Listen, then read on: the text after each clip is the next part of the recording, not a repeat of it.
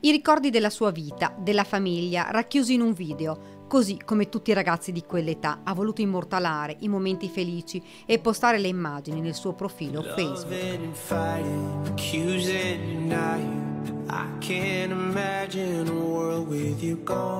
Lo ha fatto nel modo più semplice, quello che Emilia Nociobanu, 19 anni, conosce bene. Le foto più belle, sorridenti, la sorella, la mamma, il papà. Attimi di una vita cancellata in un tragico incidente stradale e lui, rimasto solo, dovrà iniziare una nuova vita. I suoi sogni si sono infranti quel terribile giorno a Porte Grandi. Sopravvissuto perché non era in auto, ma la sua vita si è fermata comunque in quel momento. Ancora sotto shock e sta cercando di capire cosa fare, come organizzare la sua vita.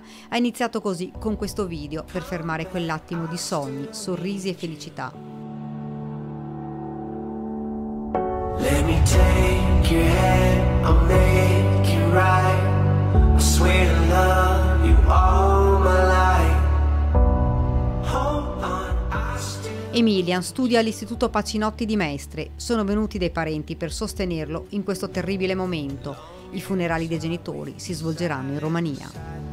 Driving a nightmare I can't escape from. Helplessly praying the light isn't fading.